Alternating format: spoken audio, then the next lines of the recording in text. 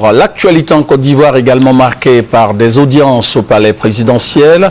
Le chef de l'État a échangé avec le Premier ministre gabonais et les ministres de l'Agriculture du Cameroun et de l'Équateur venus en Côte d'Ivoire pour la conférence mondiale sur le cacao. Le compte-rendu de Awa Touré.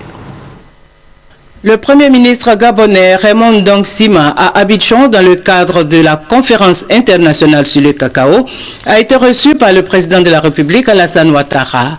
À l'issue de la rencontre, le Premier ministre du Gabon a indiqué qu'il était porteur d'un message du président gabonais Ali Bongo à son homologue ivoirien Alassane Ouattara.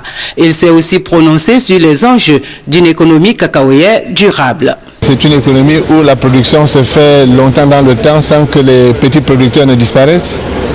C'est-à-dire avec des petits producteurs qui gagnent leur vie et avec une conservation des sols qui ne les compromet pas parce qu'on les aura mal exploités, avec des revenus qui sont partagés par l'ensemble des acteurs de la filière. C'est le fait que tout le monde s'installe dans une logique d'exploitation dans le temps qui permettent à l'exploitation de se renouveler et de se perpétuer. À la suite du Premier ministre gabonais, le chef de l'État s'est entretenu avec le ministre camerounais de l'Agriculture, Essimi Meignier.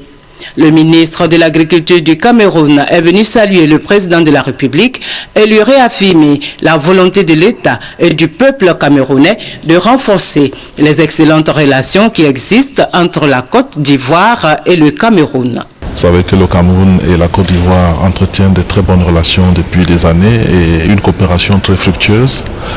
Et M. le Président a demandé que nous puissions continuer dans ce sens-là, tout en sachant que les années avancent et les choses évoluent. Donc dans ce type de situation, il faut qu'on se rassied pour faire de bonnes mises à jour afin que ces relations bénéficient à nos deux pays. Le ministre de l'Agriculture de l'Équateur s'est lui dit heureux d'être en Côte d'Ivoire. La Côte d'Ivoire et l'Équateur qui, selon lui, ont beaucoup de choses en commun, notamment la cacaoculture.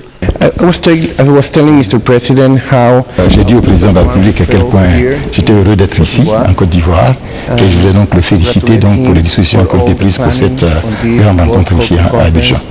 Donc nous avons discuté ensemble comment donc nous devons faire en sorte que nos producteurs aient donc un meilleur prix et une meilleure vie, disons qu'à partir donc de la production du cacao.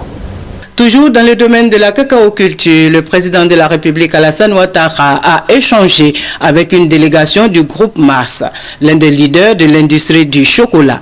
Le chef de délégation, Barry Parkins, manager général du groupe Mars, s'est félicité des progrès réalisés dans la réforme du secteur du cacao.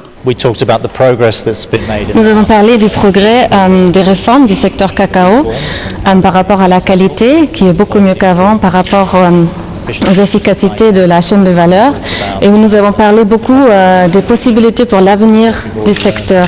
Donc déjà, on voit un accroissement significatif des rendements dans le cacao sur certains programmes. Donc là, il y a beaucoup de possibilités encore pour l'avenir. Le manager général de Mars a par ailleurs indiqué que son groupe entend investir davantage en Côte d'Ivoire dans les années à venir.